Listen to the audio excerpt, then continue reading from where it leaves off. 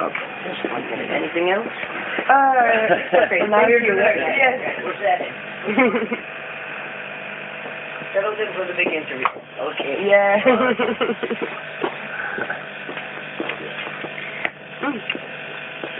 Oh, stop. Too hot. Really? Oh, I'm not ready for the photo. No, I'm not. But you're not checking. Yet. Yeah, I'm checking. I have no makeup. I will let you will let me know. know, but you can check. Also, maybe outside. Oh, because you use a lot of shadow and light in your photos. Yeah. The outside is too bright for photos for you then. Oh no, it can be okay. Oh, we can try around. We can try. After the interview, I'll put my makeup. It won't take so long, but we do this first. Not really. No. What else have you got to do on a Saturday, right? Hang around waiting for me. Great. Not so bad. It's not so bad. Okay. Okay. So I begin. Please do. So yeah, first of all, I will talk in English. Like my English is like. Blah, Sounds blah. good to me. Okay, French English. It's okay. Do the best I can. Yeah, and yeah, it's very cool to meet you. And as I think when you meet people, it's because we have interest in common. And I know you. I'm just very happy that you saw the picture in my. Oh, absolutely. Yeah. Take an They were great. Yeah. To do it. Thanks for stalking me into this. Stalking me into this. No, but thanks for. It's very difficult if you're on the road or preparing for a tour and someone sends you a request for something. You're not always focused on it. So thank you for sending a few. Are you available? And then I have the time to check the photos. Of course. That's really kind of you to have answered. But no, because, just the timing is, I just finished a book and then I'm going to go on tour, so I was a bit scattered, but thank you for stalking me into it. Oh, it was just a joke. So I saw you on stage like 2 years ago. Where was that? I know you. It was in Lausanne. Okay. It With was Les House? during the festival of underground music. With Les House, with this two-piece group. Yes. Unique performance. Because this is not a band I play with. This is a band that we just did this concert. Okay. But I found you really excellent. The way at first time. I know you for 10 years because you're representing something I'm going through. I do music as well. And for the moment it's a little bit, everything goes like everywhere. Yes. That's okay. I like it. But yeah, I look at, I like the way you sing. I try to sing a little bit like you do. All right. It's like... Or women should. Yeah. With like, your guts. Yeah. Singing from your guts. Poetry and look the people in front. Yes. And communication, direct. Yeah, direct. The only way. Exactly. Yeah. Good. And glad I inspired you. Yeah, it inspires me a lot. And I just read some little things about you by preparing the interview. Yeah. And I have some questions to ask you. Then we start. But look, that you tell me that is why I continue to create. That one person tells me I inspire them to do something, even if it's to exist one more day, or to get over a problem, or to create something. Mm-hmm. That's why I'm still here now. Yeah. Thank you. Sure. I mean, this directly. Yes. Exactly. Yeah. So. That's it. And so let's I prepared go. a little question. I'll prepare some big answers. Yeah, about your art, and now you tell me it inspired the people around, always giving the change. I was thinking about Okusai, the painter, the Japanese painter, the waves and things like that. And he says when he was 73 years old, he began to understand the real shape of the animal he was designing. Right. And when he will be 110 years old, every point and every line will have their own life. I love it. And so I think you do the same about words. I love that concept. Well, how do you feel? I love to misuse words. I'm not educated in grammar or literature. I have my own language, or I use language to my best advantage. It's not always exactly what the words are, it's really the intention. And I love to take a word or an idea, or even a song, for instance, to take a song that's very known by another group and pervert it with my intention, with my intonations. So to take words somewhere else by the intonation is almost like taking a wave somewhere else by the color or the intensity of the color that you're using. So I see this correlation. Okay. And so what about, do you think, what do you think about some swimming against the flow? I'm an expert. You're an expert. I'm an expert. I'm like the salmon of the rock world. I swim upstream always. Yeah, and that's why I have salmon on the menu. To give me the power I need to swim against the coming tides. Look, if you start a so-called career, because it's amazing to me that this is a career, I create art. That I've made a career out of it is miraculous, especially swimming against everything, always, forever. When you tell the truth, and that's your basic reality, this is not a popular commodity. Entertainment is not reality. I call it more like agrotainment, so it's aggressive or aggravating entertainment. Because that it's entertaining. Of course, Big Sexy Noise, it's a rock band. We are entertaining. It's fun. It's really the most fun I've had creating anything. Because as the world gets worse, I have to find more joy. Then I have to bring more joy as a rebellion. Because to me, pleasure is the rebellion against this campaign of fear and genocidal mania exported from the United States of America. But if your basis is truth and reality, this is never a popular commodity. It never has been. The truth has never been popular in all of modern history that I can think of. It certainly is not popular. It's not what people want to go to a dance club to hear reality reflected in. They want to go to hear bullshit that says nothing so that they can forget. And this is understandable. It's just not what I do. So even if we're having a good time to this fun kind of psychedelic blues swamp rock band that I have with these great fucking musicians, there are still a lot of gut punches in there. There's still a lot of heavy lyrics. And sometimes the heavy lyrics are said with a big smile on my face because I'm laughing at the fucking apocalypse. I need another coffee to calm down. Carry on. Carry on. I can talk. I can walk and talk. Unlike most men are mono men. They like to do one. I like to do many things. Yes. Carry on, talk. I can talk and make a coffee. You know, I have a friend that is he's the chief of the pilots on FA. Yeah. Sure. Head of the pilot control. Okay. Hornet in Switzerland. Yes. He's a friend of mine, and he tells me, you know, when if you want to be a pilot, yes, you have to be like a woman. Do everything at once.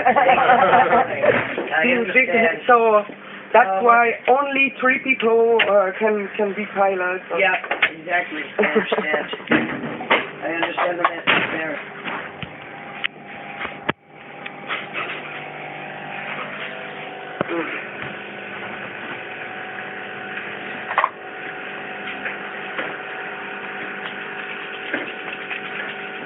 And I love it. Indeed.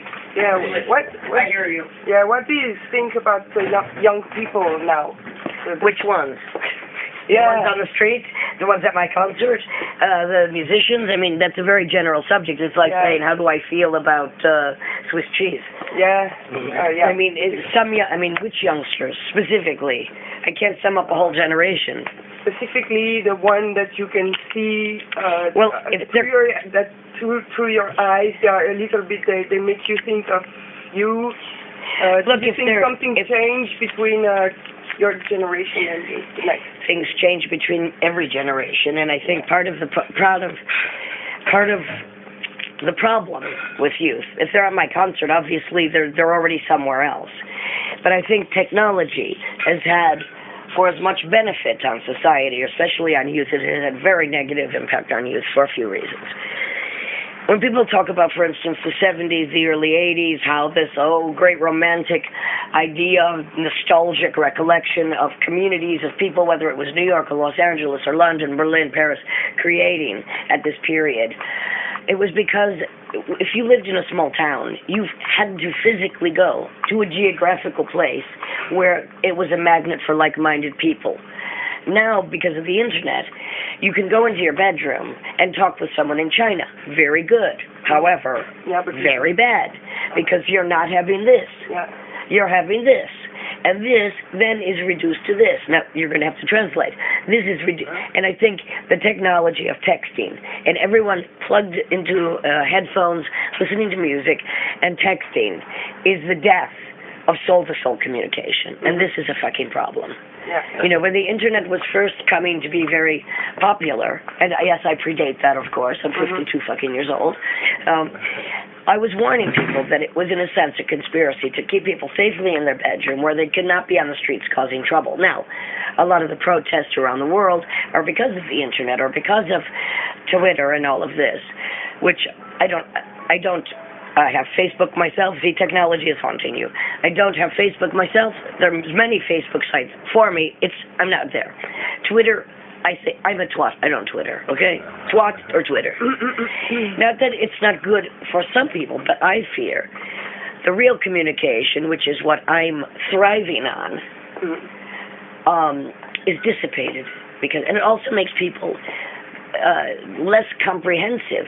First of all, they're numb because of access 24 hours to everything, as opposed to very hungry, as we were when we were younger, to look for something like, where's the music that really speaks to me? So this is a very duplicitous problem, I think. And so I think that some young people are jaded, they're spoiled, they feel that nothing is enough, and they will never be satisfied, and they might not create because everything has already been vomited in front of them. Others will use this technology to their advantage and start movements or start projects. So it's a very immense subject to try to tackle in 5 minutes. But still, I think the most important thing to learn, to gain for life, is direct communication in a physical presence, in a geography of a room or a city with other people. Yeah. Not in your bedroom, talking to Mars. And you also can... Otherwise, I would be at my home now, having just a televangelistic show from satellite or from the internet, which is a possibility in the future, but... Hello, hi. So this is the partner of the... This is one of my partners. Oh, okay, hello. Hi, Yeah, hello. That's great. I had that question about technology because I've sent invitation on my Facebook. Yes. From my Facebook to 500 places. And that's part of the question. What were your feelings about this? I don't have time to mess with this shit. And I mean, it's to the detriment of maybe the attendance or what I could sell or what I could be. You know, I don't have the time to be playing that game. I would rather spend 10 minutes, 15, 20 hours speaking to you than 10 minutes speaking to 500 people I don't fucking know. I don't have interest in someone I don't know. None. Yeah, this was the question. Yeah. Exactly. I mean, although, look, if I do an interview that's going out to people I don't know, well, then if they're interested, then they can get a more intimate experience with what I do. But not by just text on a page on the fucking cyber void. It's not reality. It's about the cyber world. It's not reality. Yeah. No, it's virtual. And maybe that's my generational problem, you know. Yeah, maybe that shows, you know, that maybe that shows a generational shift that I'm just not hip on that front. But it's not about being hip. It's about having direct soul fucking communication to get the juice of the blood and the life force going. Otherwise, I could be, you know, jerking off to a magazine and would have the same effect. For sure. Not to get disconnected from that. Exactly. Would you like something? Coffee, a snack, water, drink? Yeah, I'll have a coffee. Do you know this machine? Yeah. Carry on. All right. At least I'm probably going to be able to make something. Okay, perfect. Help yourself. Thank you. I've been told you do a wonderful curry. I just finished a cookbook. It'll come out next year. Oh, great. It's called The Need to Feed. Yeah, it's actually the Cerezols who does it? Cerezols, Catherine Cerezols. Yes. Oh, okay. That's why. Because Salpy was here a couple of weeks ago. What? Salpy. Uh-huh. And he's been talking about the Senegal, and obviously that's how I said, oh yeah, I'm going to see Lydia Lunch and the Big Sexy Noise in Vevey, and he goes like, yeah, I heard she does a splendid curry. I just finished a cookbook. It's out next year, called The Need to Feed. Oh. Well, it's more than just recipes. I mean, first of all, it's recipes for more healthy food, even healthy desserts. I mean, cakes with beets, chocolate cake with beets. You know, beets. Making vegetable things. Making delicious food, but more healthy because a few reasons. My name is Lunch. I get this, but I got this name not because I chose it, but because when I was a teenager, before I had a band, living in New York, very poor, like everyone, I worked at a bar for 2 weeks. And my friends were Mink DeVille, the group, Willie DeVille. And I would steal food for us because we're too far to eat. And one night I'm walking with the stolen food in front of CBGB's to go to meet them for rehearsal. And Willie DeVille says, Lydia Lunch. And then the name is there, before I did any music, okay?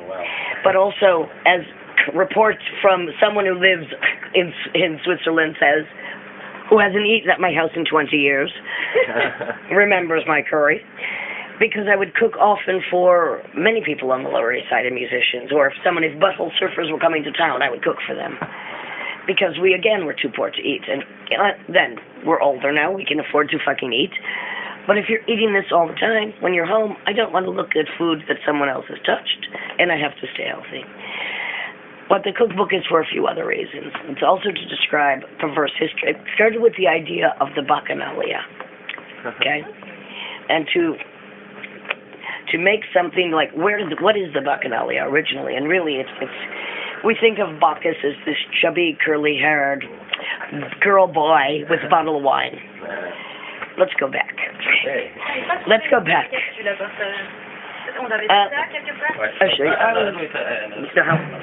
If we go back before Bacchus, which the Italians invented, to Dionysus, if we go back to Greece, we go back to first the Minoan civilization of women, worshipping the goddess and Gaia, the earth.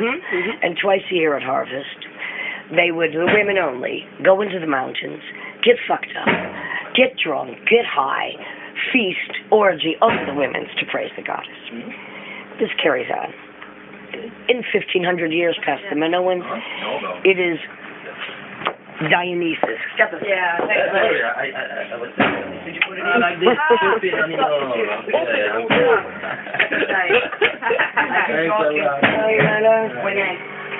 When you're done, technology, coffee technology.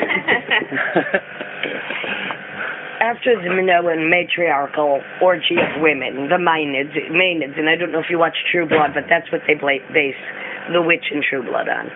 Do you know the show True Blood? Yeah. Well, you know Marianne? Yeah. Well, she said she based her character on me. Oh, wow. This is why I wrote this book. She said she based her character on me and Ken Russell. I'm like, she's always cooking and making orgies. I pitched this book based on her saying, the original Bacchanalia, we think it's just wine and dance and stuff. For 1,500 years in ancient Greece, twice a year was like Glastonbury, okay? It was like a big festival. And the average person, 1,000 people would go.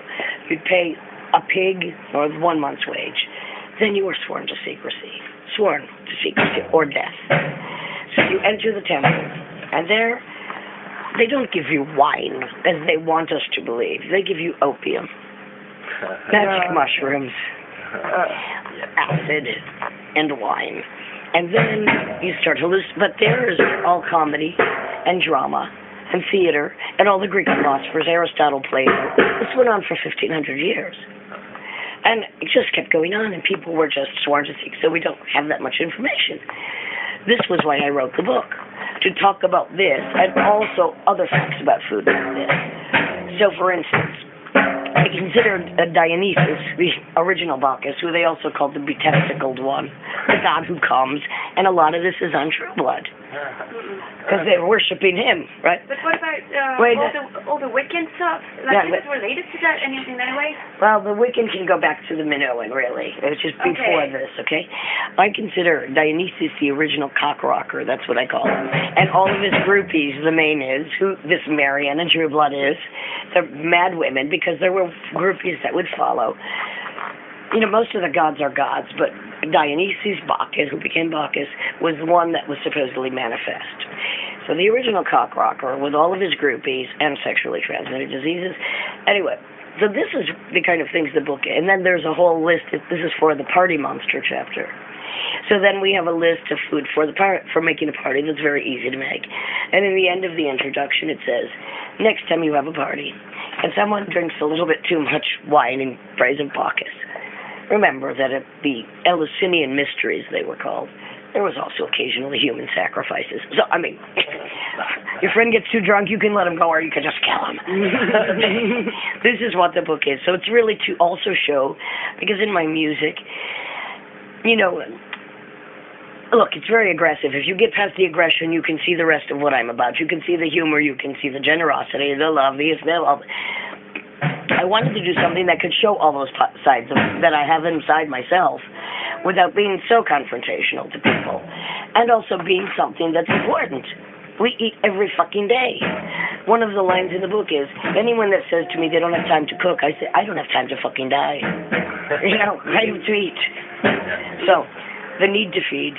And it was inspired by the fact that this woman, who's the fucking main witch, was inspired by me. Isn't that interesting? So she's going to give me a little plug, I'm sure, for the book. And, you know, and look, a lot of my fans are my age now, your age, and I'm sure you're fucking cooking. You're eating at home, right? Yeah. Come on. For sure. And these are very simple and very good, and also every recipe is very funny. I mean, it's not just like a normal written recipe. There is a lot of, you know, like bend over, you have a beautiful laugh. Jokes written into it, okay? You know what I'm saying? Yeah. So also sometimes I think it's good to wait a long time to get feed before you eating. Absolutely. To feel that you are a human. Absolutely. And that you live, and that you have the envy to eat. Yes. Well, there's the last chapter is about detoxing. Because of just detoxing from everything, but to detox recipes. Yes. To get back to yourself, purification. So it's very interesting. It will be out next year, but it was very exciting for me to write, on Rizzoli Press out of America, and I'm sure it's going to be in other languages. In English is the best. English is the best. But each chapter has musical selection for the evening as well, so I give a list of music to play for these recipes. Yeah. Of course. Okay. Yeah, of course. Come on. Very cool. So multiple. You touch every kind of creativity. Well, and it's about, look, what I've always been about, which is the beauty of excess, but in moderation. So it's really about a form of lust. Right. But if you're going to be lusty, then at least lust for, not pure things, but don't lust for garbage. I'm not lusting for, you know, a ham sandwich. Too often. I guess so. And so, what about you?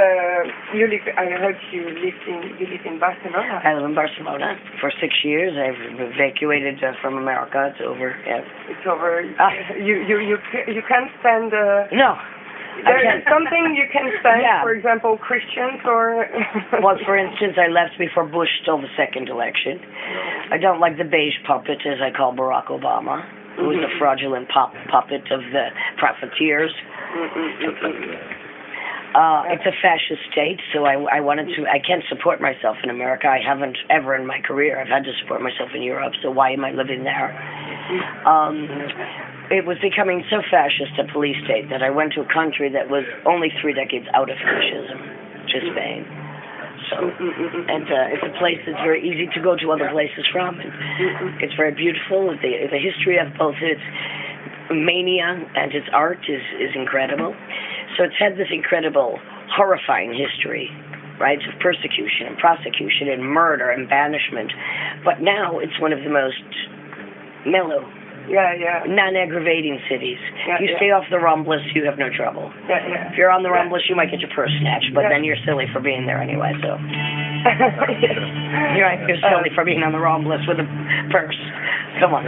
You listen to flamenco? Are you interested in? Well, I mean, I'm not sitting around listening. No, it's beautiful because, and I think one of the reasons, for instance, last year I was able to perform in 8 museums in Spain. I had a major exhibition of my photography, is because the history of flamenco or Spanish art is so blood-drenched and passionate that they are not. It's not unusual to have an aggressive, passionate woman speaking of love and hate. This is very difficult space. Yeah. You know, and my grandmother was Sicilian, and it's interesting because I just found that for a while the Spanish, the Catalans, had taken over Sicilia, right? And I'm like, could be a little Catalan blood in me besides that which I drink from my so-called husband. I'm not sure. Have you heard about the book that Garcia Lorca made, Federico Garcia Lorca, about duendes?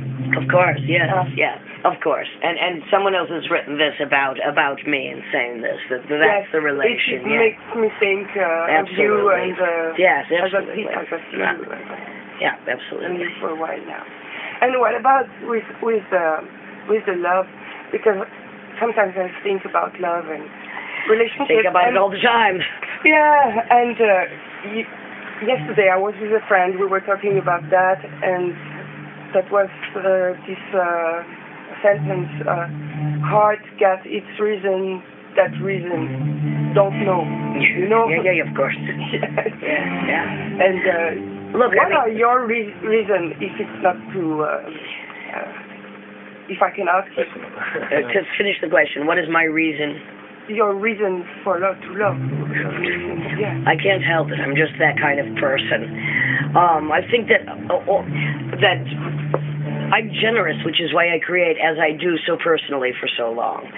So I think that even though I'm concentrating on the negative aspects often, or the obsessive aspects, or the dangerous aspects, I'm still dealing with love. I'm still dealing with relationships. I'm still dealing with love or hate, with life and death issues in an extreme way. And that's, if I didn't love the fact that I was hopefully helping other sensitive people with what I'm saying, why would I continue to do this? So. But you never been into something where you can't help because of course they just I'm obsessive. Of course, but I was wondering, like, what you've been saying about the way you speak about love and hate and all those obsessive aspects, and often the more negative aspects. Well, at first. For a start. Yes. That's for starters. And then we get into the real thing, which is how generous and how difficult it is to cope with. Yes. The whole thing, which is very big. Right. And I was wondering, because you've been doing that for very long, and I was wondering how difficult it was to put your life on display. And that's a great question, and actually it was very easy, and I'll tell you why. I was first influenced by literature before music. I was influenced by Hubert Selby, especially. Okay, these books. And when I read Hubert Selby at such an early age, I thought, even if this is fictionalized, he's putting his guts on the page. And what I learned from him at such an early age is that, look, trauma is universal. So my details are specific. But there is nothing new about trauma, about pain, about abuse, about agony, about desperation, about anger and pain. And if, as I told you, when I was going back pre-Bacchanalian, because everything is homogenized down. So we go from the betesticled one, the god who comes, right, the cock rocker, to Bacchus, the chubby little Italian boy holding a bottle of wine. It's the same with female energy. If we go back to the Minoans, the matriarchy, where women are powerful, empowered, having wild orgies amongst themselves, worshipping the planet, and channeling the energy of the goddess. And we go back to all that a female really is, not how we've been beaten down and segregated to act pretty, be nice. Well, and I think that's what I try to do, is get back to the origins of all nature, which is a powerful woman, which is a warrior queen, which is a Kali, which is creation and destruction in equal forces, and I think that's just natural to me. And the first spoken word piece I ever did was called Daddy Dearest. Why at 18, I think I'm going to go right to the source of my aggravation, my father. And if you start with that, if you start with the worst, then the rest is pretty easy. Then the rest is pretty easy. And the reason it was easy for me is I'm not the only one. And I think this is the problem. This is why young people get very alienated. And this is why they turn to music or literature. If they find someone who's speaking to them, then they're not alone. Literature saves me. Music saves us. If you can't have access to anything that you can find that relates to this. And so at 12 or 13, I realized, look, the issues are huge. I'm just one mouth of it. How can I not tell the truth?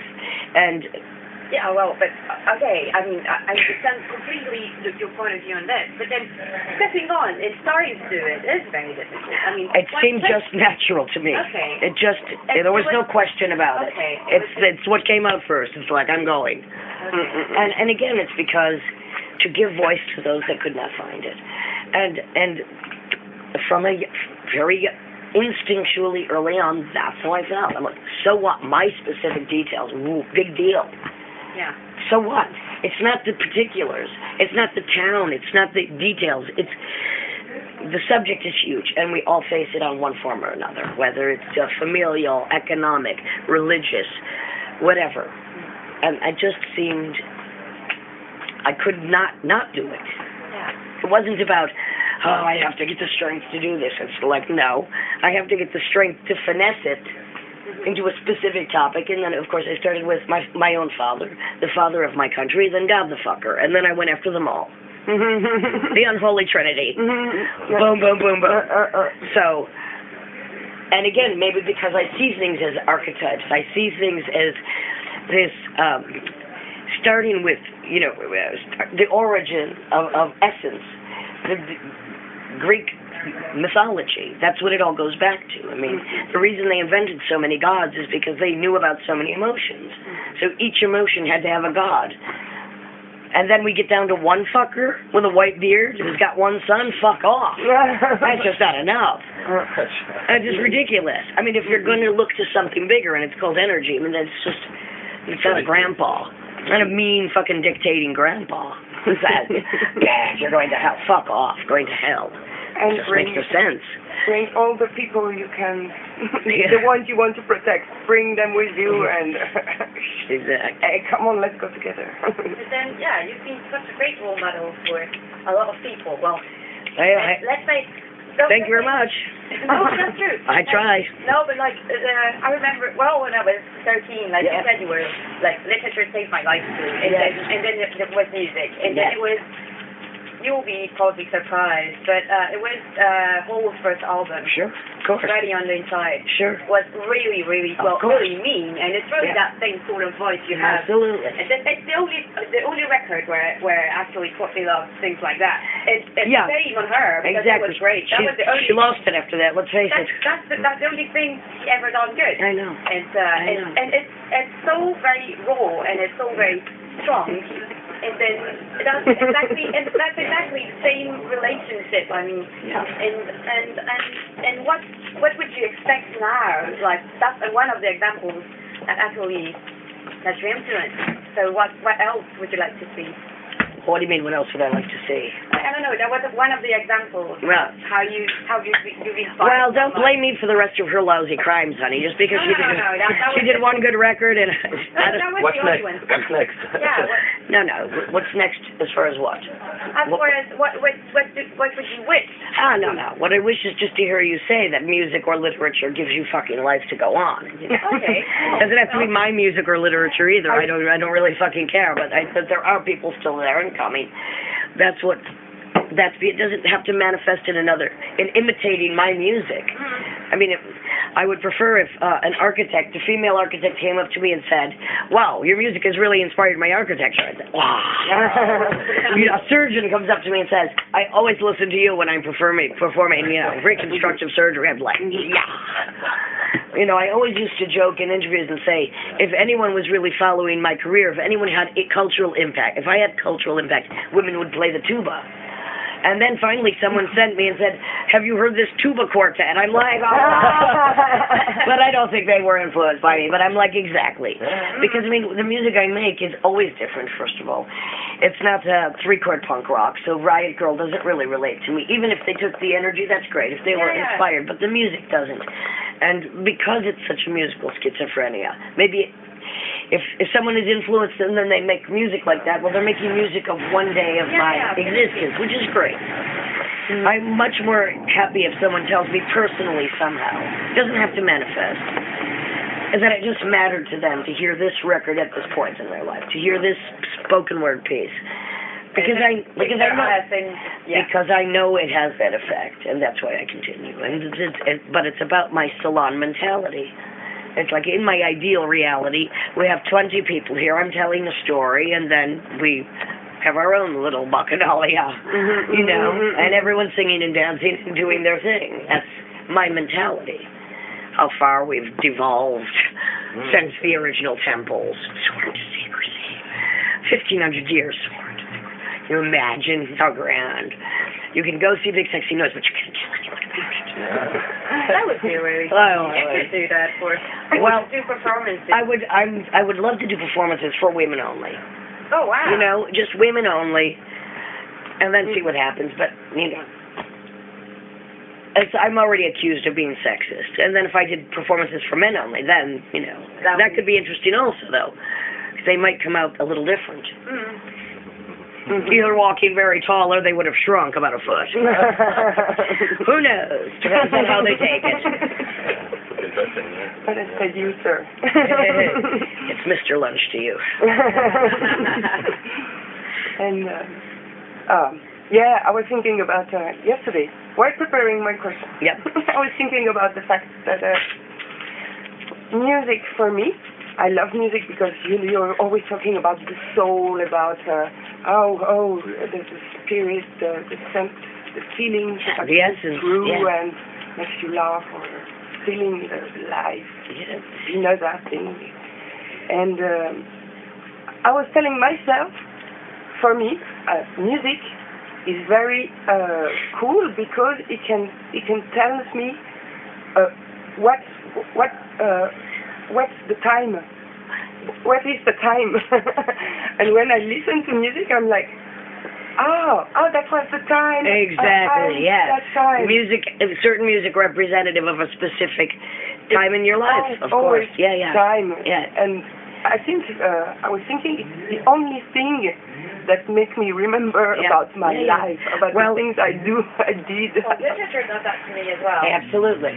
Yeah. And there's books that you have to always go back to. You know, there's those few books you have to go back to read a passage, even if it's 5 years or 10 years later.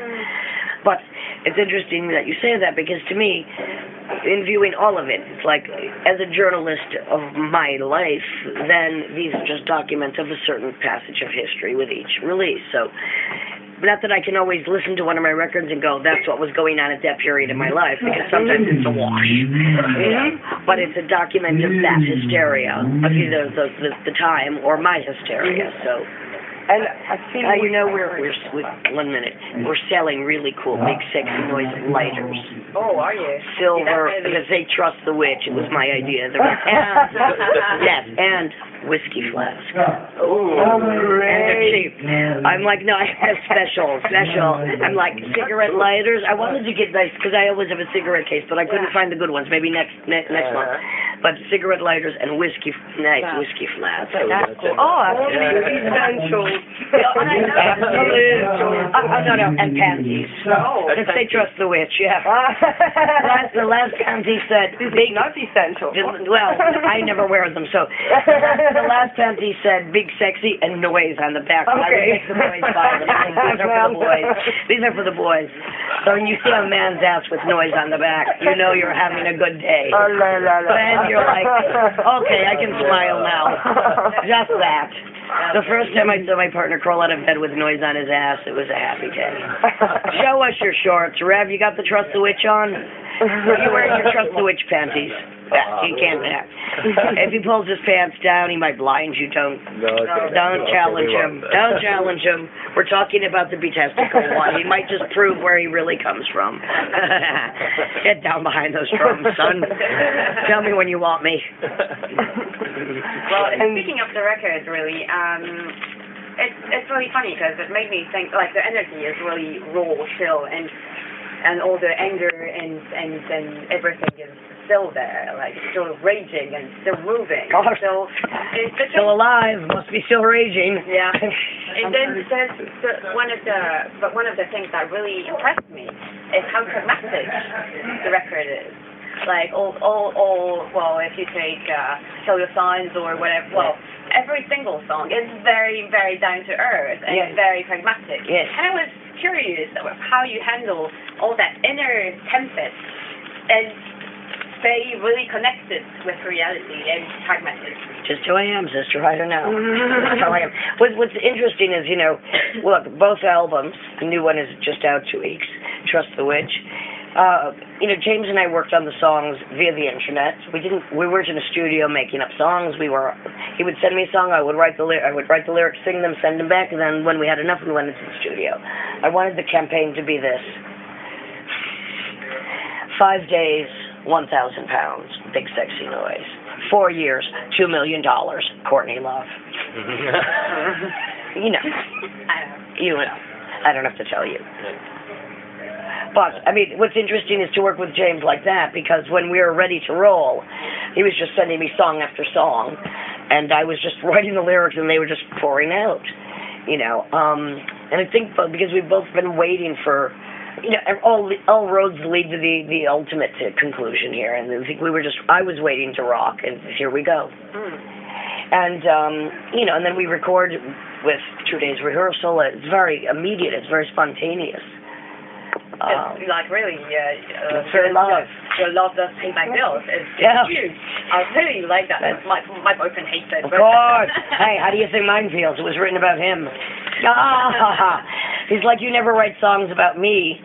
Oh, well, I did. Don't ever say that to me, because you will have a song in 5 minutes. And then he didn't say for a year that he remembered it was. I'm like, well, it's work. I think everyone can play that song now and then, Yeah, definitely. Relates to everyone at some point or another. I was born in March 77. No, okay. I was on stage with Teenage Jesus then. Yeah. But then, how you explain, like, I've seen a lot of people, like, who actually, was in New York and more or less on the same time frame that you were, and they're all not at all as well conserved. I don't even have any makeup on. That's the scary part. So wait till I get it on. I'm just going to be gorgeous. Well, I was younger than everyone else at the time, though, as well. So, for instance, when I go to New York, Richard Hell was already 30. I'm 17. He still looks pretty good. But Patti Smith is 13 years older than I am. So, and she never wears any makeup. No wonder she looks harsh. She should dye her hair every now and then. But, that's her. She doesn't need to. But, Sonic Youth are also 5 or 7 or 8 years older than I am. So I was the baby. But I think it's just my energy as well. Yeah. I don't drink either. That helps. But I didn't start smoking until I was 30. But I still do love drugs, but just not heroin. So, yeah. Like Burroughs. No, he liked only heroin, though. I love Burroughs. We were on holidays together on the lake in the Swiss mountains. Like never went there. Yeah. But it was wonderful, and every night by the lake in the mountains, we were reading some Naked Lunch. William Burroughs. We were just like But I just. I can't read this book for me. I have to to share it. Of course. But great literature should be like that. I think so. Yeah. You want to read out to someone a funny or great or a devastating passage. Yeah. But it's also difficult sometimes to find the people to listen to you. I know. Making bands, group. Exactly. Find the good Hard ones. I don't have to read a story to one other person. Try telling a story to a room full of people. If you can find them, it's easy. No. Yeah. Hmm? You are looking. Does anybody want does anybody you want to meet? Is there somebody you're missing? Is there somebody I'm missing? No. Well, wait. Give me a chance. Let's not just kill all life. Let's not pretend the entire planet's just died. Although if that happened, I mean, I'm sure I could survive. The human roach.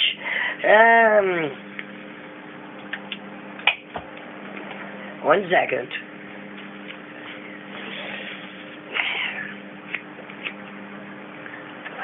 Well, let me just turn the question around. An interesting meeting I had was when I was 14, and Tom Waits, who I've not met since, was playing in my hometown. I'm 14. This is going back, so this is like 19, let's see, the early 70s, 74.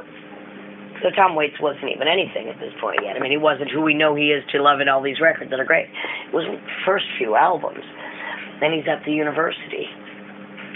And I'm standing there. Wow. I was already going to a lot of concerts. And I'm just standing, I don't know, by the bathroom. And Tom Waits comes out and says, like Tom Waits would, "Where's the John? Where's the toilet? Where's the John?